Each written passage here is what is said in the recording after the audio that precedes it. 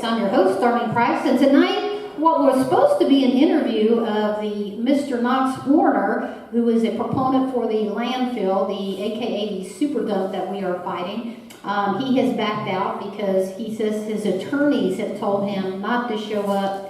He's hiding behind his attorney. So here's the chair he would have sat in. So if he's not showing up, we've got some folks here who have come up here, and folks on the coalition, and we'll get started here in a minute. What we're going to do tonight is I'm going to start off with some interesting information, and then as we go down, we'll just start with you, Jennifer. Everybody, make sure you tell who your name is, what your position is, and then kind of do an update as you go out, and any opinions that you have, please throw them in there. And I'm going to start off here. Okay, so there's a bill in Tennessee. It was a Senate bill passed 100% by the state Senate to make Bear Creek a scenic river, which would have ended this landfill. Okay, so it passed the Senate unanimously, and now it went in front of the state reps and the committee. And there's an individual, and I'm being kind here, I'm trying to restrain myself, by the name of State Representative Christopher Todd, who at one of the hearings for this, which he shut it down, and they didn't even vote on it this past Tuesday, a week ago, and then before that, he had a lot to say. Very difficult situation we're in here. I understand you're doing what you've been asked to do by the constituents in your county, but they literally have asked you to come in here and trample on the Constitution that you and I swore an oath to, and the mayor even swore an oath to. He never mentioned that. To uphold the Constitution of the United States, which says we cannot take other people's property, their rights to property, without writing them a check. And that's what we literally have before us today. A group of people, 22,777 or whatever the number was, that want to be a democracy, which means mob rule, and change the rules in the middle of the game for a private entity that owns a permit, that has a contract on the property. It's not even about water quality. I know the mayor said that. That's a crock. We all know it is. This bill literally tramples on private property rights, and I guarantee you there will be a lawsuit that this state will lose if this law goes into effect. This is about a group of people that are trying to protect a private company. And I want to address what Mr. Christopher Todd had to say. One of the things he did is he called the coalition and the people fighting the landfill that we were a mob. I mean, folks, do we look like a mob to you? I mean, he just was really, you can tell he's taken money from this landfill industry, and we did confirm that. We don't know how much. And my question to Mr. Christopher Todd is, well, give us a number. You're for sale. We'll try to raise it. Maybe we outbuy you. You know what I mean? If you're for sale, we could try to raise the money. And and maybe you'll go with us if we can raise the money. So give us a number. One of the other things he talked about defending the landfill, the lawsuits. The poor landfill people, they're gonna file lawsuits for the landfill. And I thought about that, and I thought, you know what, Mr. Christopher Todd, the lawsuits you need to be worried about are the multi-billion-dollar class action lawsuits that are going to be filed if this landfill goes in and people downstream are poisoned and we start having cancer rates. And by the way, it's pretty easy. Just ask DuPont and 3M that has paid out over $100 billion in lawsuits jointly. $33 billion, I think, on one rack over time. 3M. And how they did that was they just tested people's blood to see how much PFAS was in their blood. So it's pretty easy to do. That's the lawsuit you need to be afraid of, is when people start dying of cancer and having different cancers, there's going to be class action lawsuits. And oh, by the way, these lawsuits, they can name the municipalities, and they can name you, Mr. Christopher Todd, personally in a lawsuit. Sovereign immunity only protects you so far. When you engage in extreme negligence, which once you've been told how dangerous these lawsuits are, and there's more than enough evidence, okay, that because you've been told in these public forums and in front of camera, the different committees, how dangerous these landfills are. Once you have that knowledge, you do everything you can to aid and abet that landfill to come in here, you know what? You may very well be named personally in these lawsuits. That's the lawsuits you want to think about. Not only that, there's a gazillion lawsuits. This is the track record of these landfills. Okay, I'm going to further educate you, Mr. Christopher Todd. Let me just go down a little list here. I know there's more, but I'm going to just do a few. The landfills, either currently or just relatively recently in the United States. The landfill associated with Coldwater Creek in St. Louis, Missouri, okay? That was a class action. They had radioactive materials, all kinds of stuff, leachate, you name it, and health concerns. There was a class action lawsuit by the citizens, and oh, by the way, they sued the municipality in that one too. The Chiquita Canyon, California Waste Connections, after multiple violations based on failure to comply, paying millions in fines, multiple lawsuits, including mass torts, and a suit by Los Angeles County are actively against the Chiquita Canyon landfill. That's ongoing right now, and PFAS is involved with that. The Air District has filed a lawsuit against the Acme Fill Corporation. That's a real, I know from Bugs Bunny or whatever, Acme Roadrunner, right? Acme is a real landfill company. Acme Fill Company for illegally emitting high levels of methane and other organic compounds and from the landfill. The complaint was filed today in Costa Rica County's Superior Court. This is in 2023. Many failed inspections and stuff. That lawsuit, okay? And they sued, the municipalities sued the landfill companies. Murfreesboro, Tennessee. Hello, Mr. Christopher Todd. Murfreesboro, Tennessee continues to oppose the Middle Point landfill. The future of public services, Middle Point landfill in Tennessee, is in a question after a series of moves made by local officials. The Murfreesboro City Council voted to annex the landfill property within the city limits on July 17, subjecting the landfill to new requirements around air quality. So that's another one that they're getting ready to file suit in, I'm sure. Okay? Legal battles surrounding the Central Kentucky landfill in Scott County, Kentucky have involved multiple lawsuits, including a dismissed federal lawsuit in 2023 of ongoing disputes over expansion capacity, odor, leachate. Here we go. We heard this before, but legal actions have continued regarding its operation, and Republic also suggests the reimbursement. Republic is settling this and the reimbursement to the city up to $50,000 per year and other associated costs, as well as $40,000 for 2 years to cover surface drinking water sampling. Okay? So, you know, if you think you can't be sued by a city and win, think again. Tinton Falls, a class action lawsuit seeking over $5 million in relief has been filed against Waste Management of New Jersey, blaming it for widespread noxious odors, and of course that involves PFAS. Wind Waste, Ohio. Several lawsuits involving the Seneca County Board of Health and Wind Waste are scheduled for trial in November 25 regarding alleged state law violations, local rulemaking authority.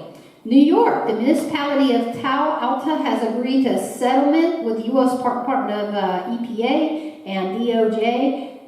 The Alta deal with to pay $50,000 in civil penalties for its past violations and other things. Juniper Ridge landfill. Penobscot Nation and Conservation Law Foundation sued Marine Department of Environmental Protection, that's a municipality, in November 2024 to block a planned expansion of a landfill. The judge is currently reconsidering the expansion application in 2026. Agriculture Street Landfill, class action lawsuit. Update, July 28, 2025, July 10, 2025. New Orleans City Council voted unanimously to approve a $90 million tax revenue bond to fund the payment of hundreds of outstanding court judgments, many of which have remained unpaid for decades. The judgment awarded to the Agriculture Street Landfill class action. You know, a lot of money these municipalities are having to pay out. Not just the landfill people, the municipalities, people who try to back up the landfills. Napa Valley, California landfill has been illegally dumping toxic waste into the Napa River for years, polluting waters that have fed into the valley. Known around the world, the quality in its vineyards, according to the federal lawsuits by the land employees, 92-page complaint for damages against Waste Connections, Upper Valley Recycle, and numerous other related. Residents in Arkansas filed a class action lawsuit against Waste Management Ecovista Landfill 2025, alleging toxic, noxious odors, benzene cause for health issues, and PFAS-related environment. Environmentalists sued in Pennsylvania landfill over contaminated leachate discharged into a creek. This goes on and on and on, folks. As you can see, landfills suck. They just do. And, landfills have their track record of poisoning the air, the water. Here it is. It just took me about 15, 20 minutes to dig up. There's a bunch more. There's more. I could go on for another 20 minutes, but that's not fair to these guys. All the lawsuits across the nation filed against landfills in the past, just a lot of these are recent, 25, 24, 26, ongoing. So landfills, for anybody to stand up there and say, oh, landfills are safe, that's just BS. We all know it. This is my meter. My BS meter pegs. Anytime I hear Knox Horner and his ilk try to get up there and say how safe the landfills are, because they're not. They're not. Here's the other thing. It's unnecessary. I've been doing some digging. I ran across this guy named Roger Ford, and he has a company, and there's other companies. I'm not just plugging Roger Ford's company. Landfills, as it turns out, what a coinkydink, are unnecessary. Guess what? Japan has a whole thing, and that's what this guy is talking about, where they're taking landfill waste, and it doesn't go to a landfill, it goes to a self-contained facility, where at that facility they pull out the recycle it, and whatever's left, they turn into fuel. Fuel that we need to put in our cars, especially at 3 something a gallon. In California, what is 5 something a gallon? Prices are raising. What a novel idea. Take the stuff that normally goes to a landfill and poison us, turn it into fuel. Landfills are obsolete now that they have this technology. And I've handed some of these flyers out here to some of the news. And again, not just plugging this guy's company. There's several companies that are doing this. And Japan woke up a while ago and said, landfills, stupid. Energy, good. Gas, good. We can turn this into energy. Duh. I mean, why are we even dealing with landfills? Well, I'm going to answer that question. The reason we deal with landfills instead of modern technology, modern systems that would end this, is because the landfill industry buys our elected officials. Not just in Tennessee, by like Mr. Christopher Todd and his ilk, okay? But also in Kentucky. Our governor, God help us, that's running for president right now, he has taken millions from the landfill industry. So has many of our state reps and our state senators in Kentucky. And here we are, Kentucky, lakes, rivers, and streams. The Fish and Game had to put out a warning, what was that? I think it was 2 years ago. Don't eat the fish. They're loaded with PFAS. In Kentucky. Are you kidding me? This is crazy. It's stupid. And the reason we're even talking about landfills coming in anywhere is because your public officials, your elected officials, not these guys, thank goodness, we got a couple of them here, they're bought off. And until people wake up and realize what's going on and get rid of these public officials like Mr. Christopher Todd, who are, for landfills and bought off by them, we're screwed. Okay, I'm done. Now, these people are going to go down the road, and they're going to give their thoughts and updates as to what's going on, especially tomorrow. I want you to update about tomorrow. So we're going from here. Here we go. Here you are. Who are you with? Hi, my name is Jennifer Shockley. I'm president of Cumberland Clear. We're a nonprofit based out of Scott County, Tennessee. We created ourselves last year to fight this landfill project in Scott County. Right now, we have a bill that is going through the House, and we will be going to Nashville tomorrow morning to be there for that vote to see if it makes it through the committee. We're optimistic that it will make its way through that committee and go on to the full House vote. That should take place sometime in the next week. If that does pass, then essentially any additional landfills in Scott County will be illegal. They will not be allowed to develop there anywhere inside the county. It will create a scenic river destination for the Big South Fork, and we realize that our economies are dependent on the Big South Fork, and so we really do hope that that bill passes. If it does not, then we are prepared. We do have a court case at the Chantry Court in Nashville coming up in about a week, and so that's the first of several lawsuits that we'll be filing against the company that owns the permit, Roberta Landfill Phase 2. We believe that the permit was issued illegally in 2010, and so we're pursuing that pathway to help to get the permit just completely, to deny the recertification of that permit so that the project can't go forward. Right now, we're hoping that people will support us. We're not only trying to protect Scott County, we're trying to protect McCrory County, Pulaski County, everyone that's downstream. This is not just an unwanted project, this is a very dangerous project. Just the design of it is dangerous because they want to develop this on top of a substantial stream and wetlands, and they want to route that stream underneath tens of millions of pounds of waste. And we all know that landfill liners leak. It's just science.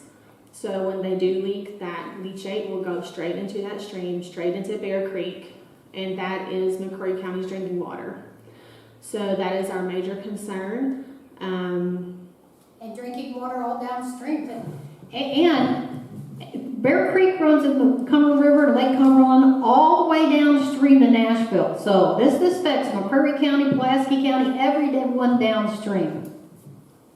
But we just thank Darlene for having this today to help answer some more questions that people might have. There's still a lot of misinformation out there.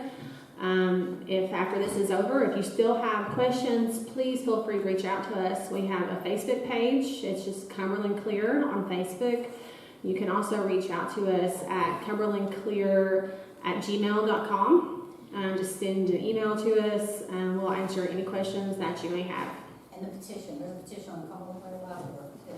Oh yeah, we do have a petition online, and you can also, we have lots of things. We have videos, informational videos. We have a GoFundMe set up if you want to help support our legal challenges in court. And we have several ways you can donate as well if you don't want to use GoFundMe. So it's really helpful. The website is cumberlandclear.org. Thank you. My name is Austin Price. I'm a McCrory County attorney.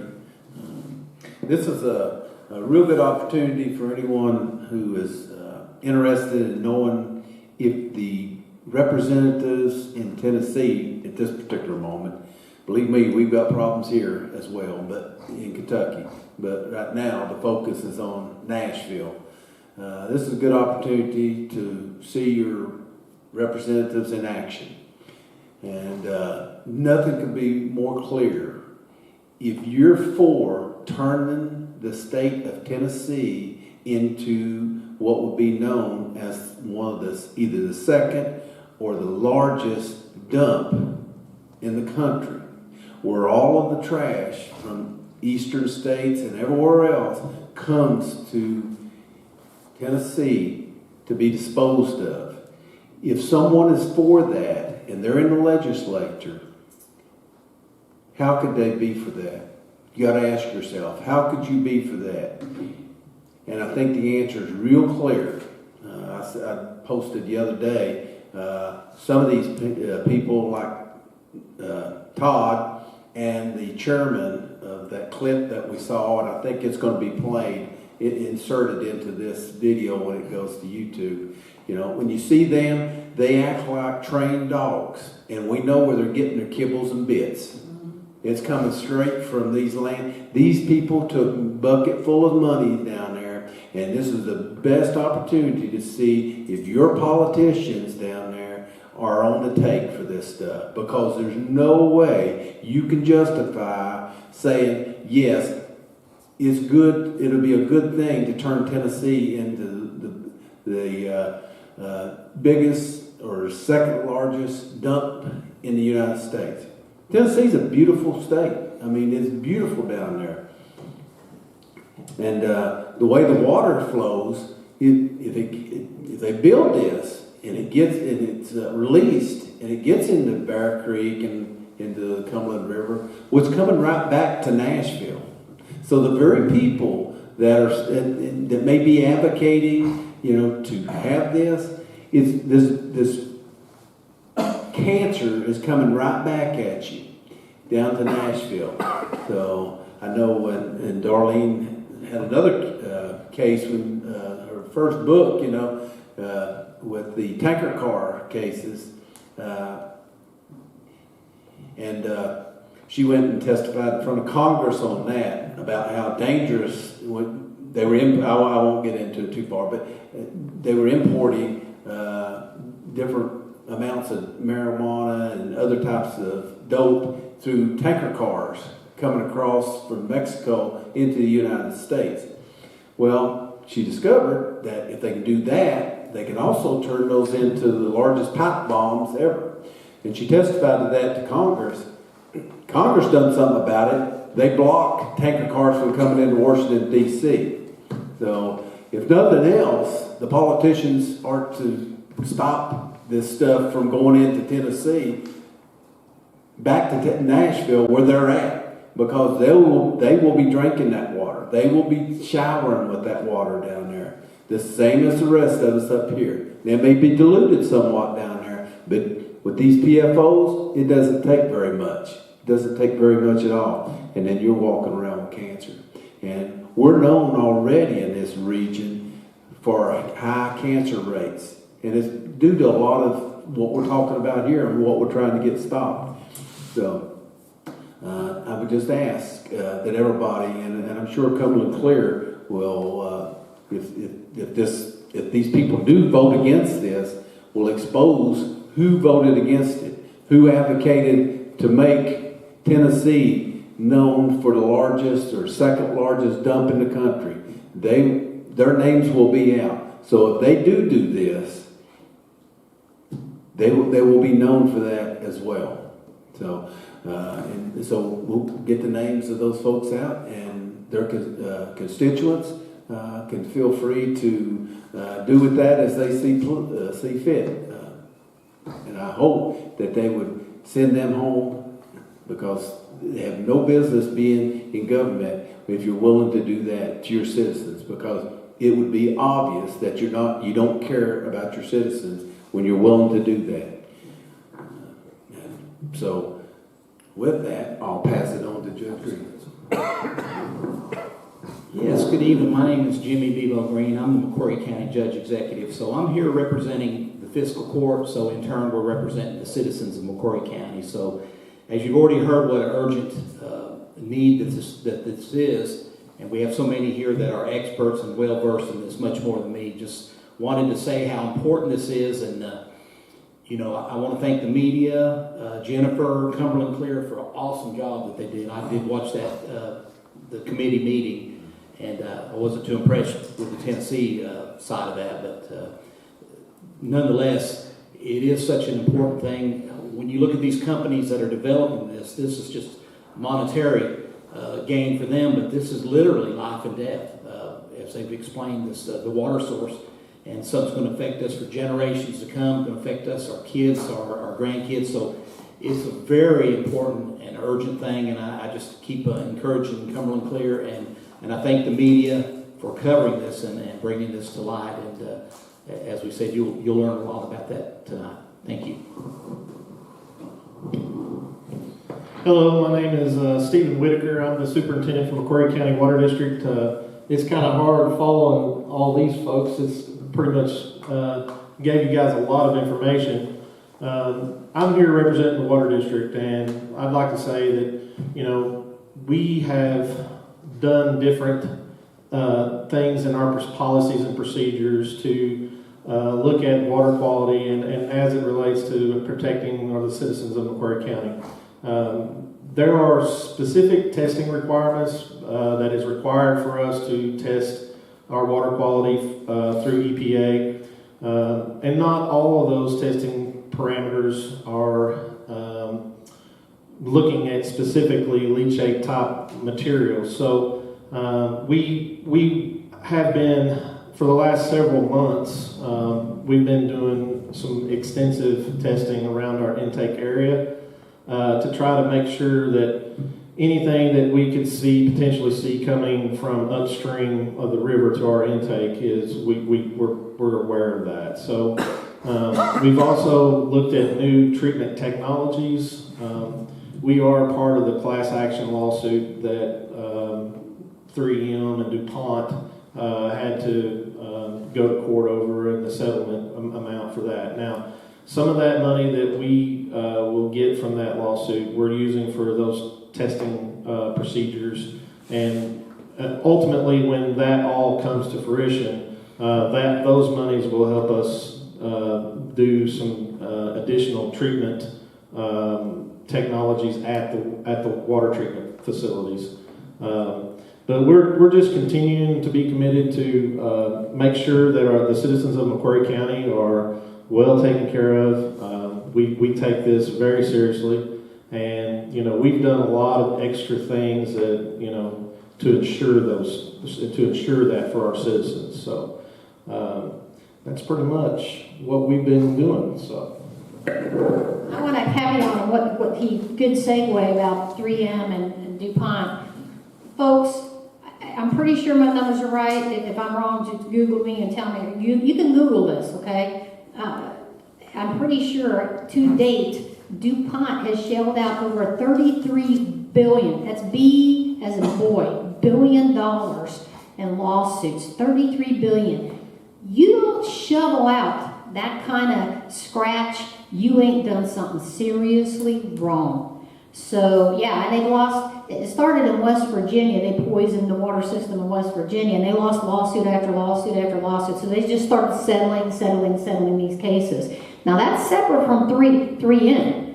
3M is the Frankenstein laboratory that originally invented this crap. It goes back, and if you want to know a lot about PFAS and what it is, PFOs, PFOAs, polyfluorocarbons, Truth or Politics did a documentary that goes really all into the science of this, where it got started, where it is now. All you have to do is go on YouTube and type in Lake Cumberland, what really lies beneath, and you'll get all of that in there. But this stuff is so dangerous. 3M is in the billions too. I don't remember what the number is for 3M. This stuff, PFAS is, and there's a lot of other, I'm talking about just one issue. Landfills have all kinds of, stuff that's carcinogenic, not just PFAS. But PFAS is, in and of itself, is one of the most cancer-causing things on Earth. The federal EPA passed a law, and it passed a couple years ago, actually restricting the limits and made it so difficult for water testing that it's basically what they came out with is there's really no safe levels of PFAS in drinking water. Let me repeat that. There are no safe levels of PFAS in drinking water. That's how carcinogenic this stuff is. And in Kentucky, right now as we sit here today, Kentucky leads the nation for the highest level of cancers in the nation. And what a coinkydink. We also lead the nation for the highest level of cancers related to PFAS. That's not a coincidence. For years, our Kentucky Water District, our state water district, our state representatives who know about this, because in 2019 they were informed by me, and our current governor, they've all known about this since 2019, probably before that, but for sure, I've got the documents to show they've known about this from 2019. All it would have taken is for the state legislature or the governor to do something sensible, like saying you can't run leachate, which leachates from these landfills. That's what the PFAS is in, is this leachate. You cannot run leachate through wastewater treatment plants. There are no real, I think maybe there's one or two, but almost every wastewater treatment plant in Kentucky and across the nation, none of these are suited for. They're not outfitted to clean PFAS. They're just not. And so what's happened is the PFAS levels in the state of Kentucky, our lakes, rivers, and streams, is sky high. And we're all being poisoned, you know, and that's the fault of our legislature. That's the fault of this current governor, too, who knows about this. And he's too busy running for governor to do anything about this. They could pass a law tomorrow saying no wastewater treatment plants in the state of Kentucky will accept any more leachate, you know, and put the burden back on the landfills where it should be. That, you know, they have to pay for this. Better yet, we need to start moving to something like this. This is crazy. Landfills should be obsolete. We shouldn't be dealing with PFAS in our waters. We shouldn't be dealing with landfills. The technology is out there now. Go ahead, Michael Mann. In order for people to realize that we're not talking about household garbage, explain what the plans are on bringing railroad cars full of stuff in. What? Oh, okay. Well, basically, and I'll let you echo into this too. This landfill is not just going to take, you know, solid waste and waste from our locals here. We have a landfill already. We are perfectly fine, McCurry County, Scott County, surrounding areas, with our current landfill. They have some issues, but they're working to resolve them. And our landfill is fine for us for years to come, okay? We have a landfill. We don't need one right next to it. Right next to it that will make this, like Austin said, you know, it's going to be, if you add these up, it's going to be the second largest landfill in the nation. They're going to be bringing in by rail crap from all over the country. And that includes demolition waste. What you need to understand, demolition waste, that's the worst of the worst. That's your asbestos, that's your PFAS, that's everything you can imagine that you don't want leaching out into your water source. That's the kind of stuff they're going to be bringing in. Here's another thing to be thinking about. If this goes in, where does the rail run? Right next to Highway 27, all the way down, right through McCreary County, right into Scott County. Didn't we just have a derailment over in Kentucky, and it was toxic? Go ask the people up in Ohio how they love the toxic waste and the derailment up there. By the way, some of those tanker cars that derailed and they set them on fire to get rid of it, huge class action there. There you go. Some of those tanker cars were hauling, guess what? Leachate. That's right. You're going to have tanker cars full of this stuff and rail cars open, and she can talk more about that, how they're open and everything. Going right through our county, right into Scott County. And these idiots, I'm sorry, but I have to say this. What kind of a moron thinks it's okay to put one of the biggest landfills ever right next to a school? There's a little kids' school there, Landfill School. You're going to make these kids drink this water and breathe this air right next to this landfill? Folks, this is, you know, in the history of bad ideas, this is probably not the worst, but it's definitely one of the worst. And I want you to talk some more about the rail. She knows more about that than me. So it's interesting. When I think about the rail cars, I think about in June of last year, there was a story in the McCoy County newspaper up here. There was a rail car that was parked out here, I guess in Stearns, and it sat there for weeks. And the stench was so bad, people kept calling in and calling in. I think even first responders went out there to check to make sure that, you know, maybe there wasn't something in that needed to be saved, right? And they couldn't even stand to open it because the stench was so bad. Now imagine that times 100, 200. We have friends in Oregon that they are fighting a similar landfill up there. So they bring in rail cars from like Seattle and bring them there into their community. They have 2 landfills, one right next to the other. Sound familiar? And they have a railroad that leads right to it. They have over 100 rail cars sitting there on the rail every single day waiting to be offloaded. It's not like they bring them in, they offload them, and they're gone. They're going to sit there. Now, this is a residential area in Winfield. All these people, you know, they've spent their whole life savings to buy this property. They've built a home there. It's theirs. Some people, it's generational. Maybe their grandparents bought it or their great-grandparents. Now, that's going to be their neighborhood. That smell, that stench, all the rodents, everything else. The state of Tennessee has no guidelines in place. They have no preparations in place for this. There are no rules. They treat them just like they would any other transfer station, like where someone goes and dumps it into one of these semis that brings it into our county. They are different, and they should be treated differently. And they don't have any plans. They don't know the answers to any of these questions. But they want to put that into our communities. They want to truck these trains past your houses, all the way through Kentucky, perhaps from Cincinnati. Who knows? We have so many questions, and there are no answers. And I know a lot of people think that we're alarmist, or that we're, trying to make a bigger fuss out of this than it really should be. And I want to tell you, it's the opposite. I'm a pretty calm person, and I'm not usually someone that runs around and says the sky is falling. And when I tell you this is dangerous and that it is unacceptable, that is the truth. In Tennessee, there's no law that says that these train cars have to be covered. So we can take him at his word. This developer, he doesn't have a very good history of keeping his word, but we'll take him at his word. These are supposed to be covered. Now, not very far up the road from Scott County is Oak Ridge, Tennessee, where they have plans for 10, 12 different new nuclear facilities. Where's that waste going to go, guys? Our Senator Ken Yeager wants Tennessee to become the landfill for nuclear waste. Is that going to be Scott County? We don't know. And so that's why we're concerned. And every day it just gets worse.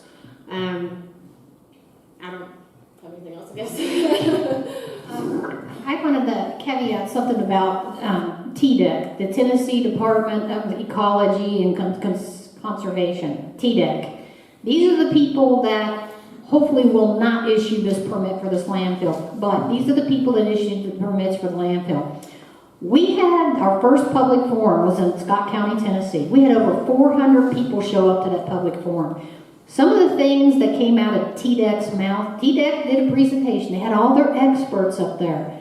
And guess what came out of this public forum? On camera for 400 people to listen to. Number one, they admitted that they're not testing anywhere for PFAS. Let me repeat that. They're not testing any landfills for PFAS. And when asked why, they said, well, there's no regulation that tells us to. Oh, okay.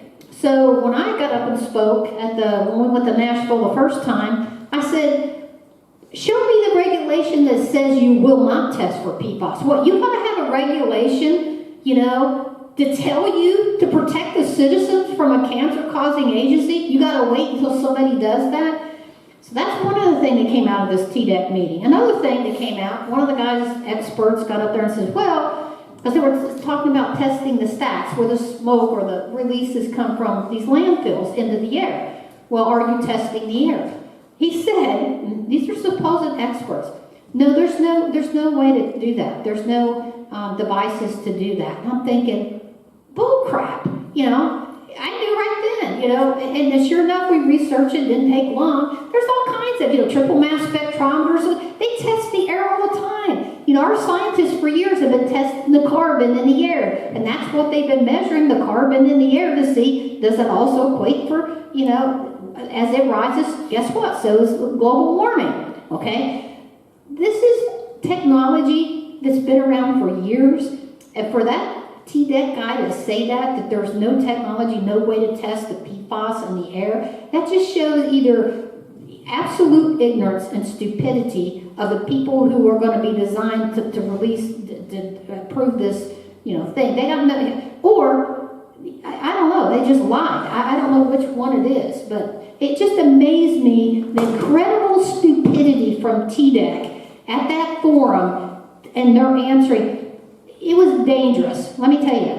When I walked out of there, there's an old show, you probably, a lot of young people won't recognize this, Lost in Space. There was a robot. Danger, Will Robinson, danger, danger. That's what's running through my mind. I was walking out of there thinking, oh my God, you know, they're already poisoning everybody. They're not testing for anything. And then they said the only testing for anything else they do is about once a year.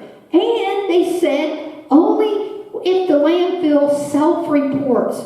Like these landfills are going to pick up the phone and, hey, yo, TDEC, FYI, we're poisoning the water out here, so you better come and get us. That ain't going to happen. That was just crazy. That's the regulation. I think Stephen wanted to echo on something. Yeah, so talking about the evaporator, Oneida Water District and I, we've been communicating quite a bit extensively about this evaporator. If you go out there and look any given day, you can see the smoke plumes coming from the current landfill. And one of the issues that we have is, okay, when it comes out in tonnage that stuff precipitates it to the ground in the surrounding areas. And we looked at some different technologies for testing the air quality there, and we found a really good unit that costs about $17,000. And combined with us and Oneida, we were considering purchasing one of these units and trying to at least monitor that evaporation for leachate. The other thing, I agree with you 100%.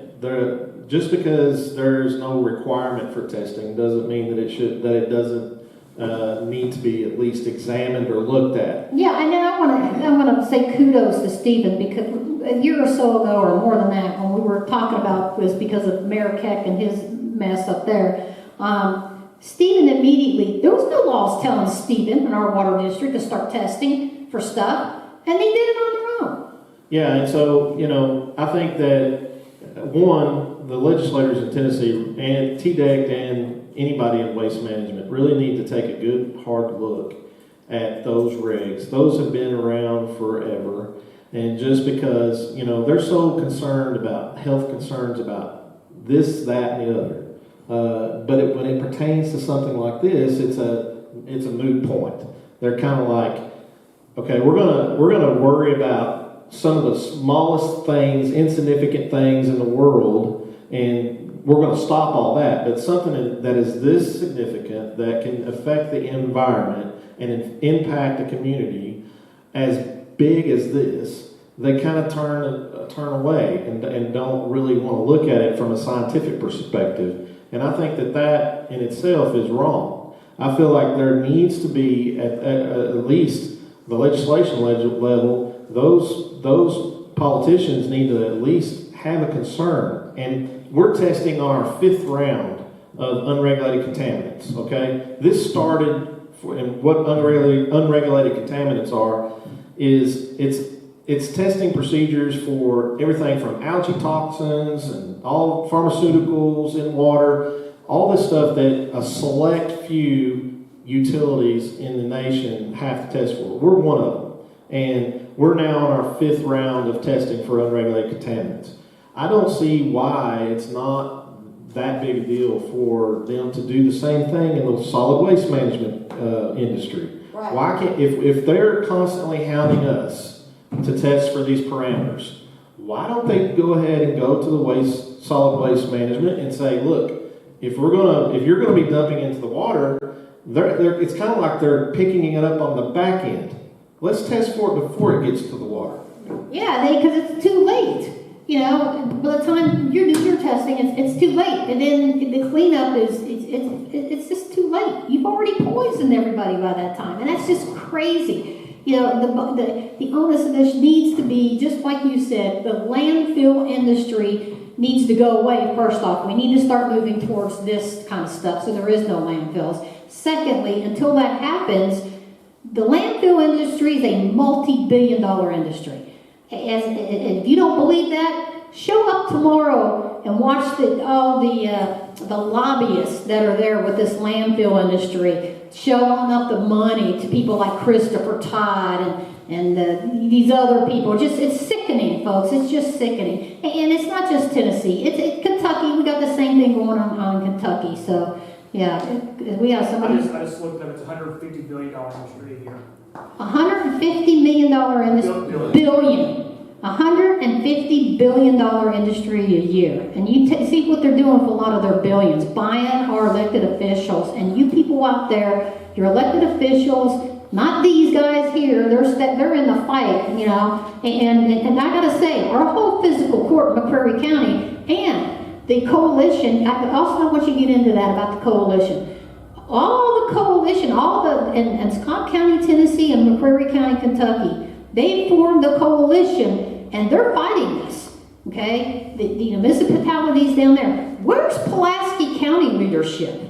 You're all going to be poisoned by this too in Lake Cumberland. Where's your leadership at? Because McCreary County stepped up, Scott County, Winfield, Oneida, who am I missing? And Austin, if you could get into that a little bit more about the coalitions and what's going on with that. I know you can't tell the secret stuff, but just if you could do that. But you know, we're fighting this, and you know. And I want to commend the coalition, the municipalities of McCreary County, the physical court, Judge Green, you know, the folks in Scott County, all the folks. They are in a fight, folks. This is a fight for our lives. It just really is. And I'm not exaggerating. Go ahead, Austin. Well, I really can't say much about the coalition because, you know, we would be revealing to the people that we're fighting our secret stuff. This I can say, though, is the entire time, and I think I've been to every meeting, everybody's on the same page. There's no fights. We know that this is dangerous, and we need to stop it. So we're in the fight to try to prevent this. So that's about all I can say because I don't want to get into any specifics on that. But I can tell you why they're not testing. Because if they tested, then they would be forced to do something about it. That's it. And right now, they're not forced to do anything about it. I didn't know anything about this PFOs and all that stuff in our drinking water until Darlene started exposing what was going on in Somerset. Of course, we've got a place in Pulaski County, and we're part of the recipients of that stuff. Because up there, the stuff was getting into Lake Cumberland, and then just a little ways down, the outtake for the water source was coming in and being distributed to all the homes up there that have the water source. And that, to me, that was just crazy, and I really couldn't grasp and believe that was going on. But you know, a little bit of investigation, and it was even worse than what we imagined, what we were initially thought. But so we can't trust our lives and the lives of our children and grandchildren to politicians that aren't looking out for our interests. We have to gain the knowledge by, you know, going to Cumberland Clear and supporting them and reading this stuff and not just sitting and on YouTube and watching a bunch of crazy videos all day. Because when you go to that sink and get you some drinking water out, you may be inadvertently killing yourself, even though you think you're doing something good for yourself by staying hydrated with water. So the biggest thing is, you know, people have to start getting educated to this stuff. And like I say, I'm sorry to say, I was not educated to this until Darlene brought it out. And you start seeing this problem all over the place at this point. And in large part because politicians don't want to do anything about it. It's easier just to kick the can down the road and do something else with the money that they're bringing in. And so some of this stuff that if they could do it would be great. I don't know. I mean, Japan, they probably had no other options because they're on an island essentially. So that would fill up pretty quick. So they had to do something.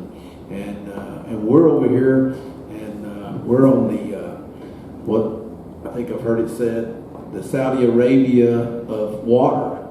but we're destroying it. We've got this resource that the rest of the world would love to have. We were over in Egypt, and all they've got is the Nile River for their water sources. And maybe out in the Mediterranean, if they got the proper equipment, they can use that.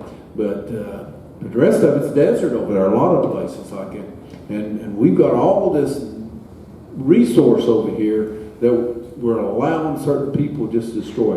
And the other thing I was thinking is, if this dump comes in, it's not going away. So the fight is now. It's not tomorrow, next week, next year, whatever. It is right now, because they don't, when a dump comes in, it stays there. It doesn't go away. If it starts causing problems, the people who put it there, they go away, but the dump remains. So if this gets built, it gets started, it's there, and we won't be able to do anything about it. The fight is right now, and support Cumberland Clear, because they're in this battle, and they're doing a great job. Okay, I wanted to caveat, we talked about what happened in Somerset. What happened in Somerset that we identified, and please go read my book while no one's watching, because this is what happens when nobody's watching. And also go through our Cumberland Clear, and also go through our, we did a whole documentary on this, Lake Cumberland, What Really Lies Beneath. But a moron of a mayor, Alan Keck, before we got it stopped, he brought in over 60 million gallons of leachate, ran it through a, when I say highly defective, I mean highly defective wastewater treatment plant, right into Pittman Creek, which goes right into Lake Cumberland, into the Cumberland River. And the outtake for the drinking water for Pulaski County and thereabouts is just downstream from this. It was just crazy. How we got it stopped? We exposed it, did a documentary. I started showing up at city council meetings, and guess what? The citizens showed up. At that last city council meeting, when they voted to stop the leachate, we had probably 100 people there. Austin was there, and they were ready to whoop somebody's you-know-what. I mean, they were angry. And, you know, and then I think that city council knew, we better vote this out, or we're going to have a ass whooping out in the parking lot. I mean, it was that bad. The citizens were angry, and rightfully so, because they didn't know about it. It was kept hidden from the citizens and from the city council. The city council didn't even know about it. You know, this mayor snuck it in. I mean, how ridiculous is that? And, you know, it's just crazy. Right. So also, I want to all my animal lovers out there, you know, I'm an animal lover. You know, people call me, my nickname is you know, Dances with Wolves. My nickname is Hikes with Bears, okay? Because I really am an advocate for our bears and our wildlife. You know, I've got a game reserve right behind my house, and I'm telling you folks, if you care anything about the animals, about the wildlife here and in the Big South Fork, we got elk, we got bears, we got these wolves, folks, if you care about the wildlife, and we do have mountain lions, I've got them on my trail cam. Hello, I got them on my trail cam, so they're there. Bobcat, if you give a crap at all about the wildlife, and we do have endangered species in Lake Cumberland. We have endangered species in the Big South Fork. If you care anything about the animals, help us out. You know, help us out. This isn't just for people. This is for animals. You know, if you love animals, if you're an animal lover, I'm calling on you. Help us out. Go to cumberlandclear.org. You know, there's petitions on there. You can donate. You can show up. Show up at different things. We're going to Nashville tomorrow. We're getting up at 4 o'clock in the morning and driving all the way to Nashville to, you know, try to do something. So, we have some folks in the studio audience here. Does anybody have any comments, questions in the studio audience? Yes, Michael Mann. Now, do these super dumps also take biohazardous waste from hospitals? Yes, they do. By the way, what his question was, biohazardous waste from hospitals. Folks, that's what's in leachate. When you're talking about leachate, you're talking about biohazards, you're talking about anything that ends up in that dump. Then the dump creates leachate, okay? Water filters through the dump, all those particles break down, the PFAS, anything asbestos from demolition waste, it goes in the leachate, and then They take the leachate and they run it through what? Well, that would be wastewater treatment plants, which most of which in Kentucky are also defective. Not only are they not designed for this, most of them are getting violations. So they're defective wastewater treatment plants. And they're coming up in Kentucky and Tennessee, and they're running this leachate through wastewater treatment plants, which go right in our lake, rivers, and streams. And then everybody wonders why this area has such a high cancer rate. Gee, I wonder why. Are you kidding me? I mean, connect the dots here, people. I want to give the last word. We'll go down the thing, and everybody do just one last. We got 6 minutes left. Everybody go down, and help us, please help us. I think my last word is, if you think that this is alarming to you and you want to do something about it, please do. I'm just a regular person. I'm a mom. I have 4 kids. I work from home. I'm not a rich person. We don't have rich benefactors behind Cumberland Clear. All of our donations are directly from our community. People that care. People that give us $5 a week. People that give us $25 every once in a while. It all adds up. And you can help. You can help protect your area, because the truth is, if we want to fight this illegally in the courts to get this to stop, to prevent this, to save our children and our grandchildren, we need the money to do that. Without that, we don't have very many options. The cards are kind of stacked against us. But I have seen such spirit in our community, and everyone has really stood up and said, we don't want this. And so I hope that we continue to fight, because it's not over. It's not a done deal. And, I really do believe that we can stop this. Well, I'd just say we've been in other hard battles. We had COVID. We're dealing with drug epidemics and stuff like that, and we are seeing success in some of those drug issues right now. We got a lot more facilities, at least through the court system. We got a lot more facilities that we can get people to get them treatment and stuff. But it just didn't happen overnight. People have to take charge of it and see that there was a problem and try to fix the problem. Well, that's what we've got here. We got another major problem, and this may be a problem that if this goes in, you may have to move away to get away from this stuff. And so our homes are in jeopardy, our children, grandchildren, and because that dump will be there for hundreds of years, and good chance it'll be there seeping this stuff out. So if we gotta fight this battle now. Can't fight it later, because once it's there, it won't go away.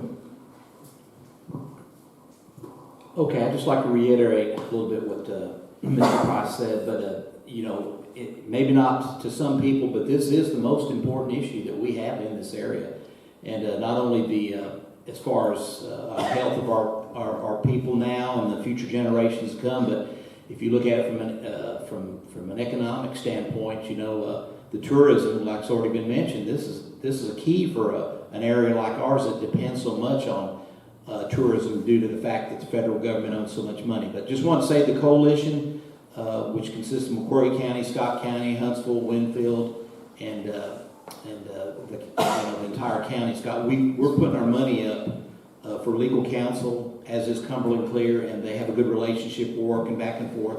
So just know that we are really behind this 100%. Thank you. So my final word is to the legislators, the policymakers at TDEC and Kentucky Division of Water. I would ask that you take a moment and just stop and think. Think for a moment. Try to be open-minded. Change is good, and just because this is the way we've always done business for decades doesn't necessarily mean that it's the correct way or the right thing to do. Take a moment and step back and put yourself in our shoes. How would you like this if this was in your backyard, that your kids had to sit and look at what we have to look at and deal with the things that we have to deal with? Just take a moment and think about that before, it's too late. That's my thought. All right, folks, how about a big round of applause for our panel tonight? Thank you so much. We also want to thank our live studio audience tonight. How about a round of applause? And we want to thank the media showing up tonight. Shane, it's been a long day. Shane, thank you, Shane Gilreath. Shane Gilreath, and also our local paper too. They've done article after article after article. Thank you so much. He has been a valiant fighter of this, and we appreciate that so much. And we want to thank MBR TV for having us on, and we want to thank our viewers tonight. This will be also loaded on Facebook or on YouTube by tomorrow, and we will insert the little, what's his name? Yeah, Christopher Todd, in his little comments. And if that don't make you mad, nothing will. I tell you what, we'll insert that into the YouTube version of this. So thank you again, everybody. Thank you so much to the panel, and we will see you next time on Truth. Well, we have a debate next Monday. We got a debate. I think it's Magistrate Districts 1 and 2. So for local folks, debate next Monday, Magistrate Districts 1 and 2. And for us, we're headed to Nashville tomorrow. Thank you so much. Bye.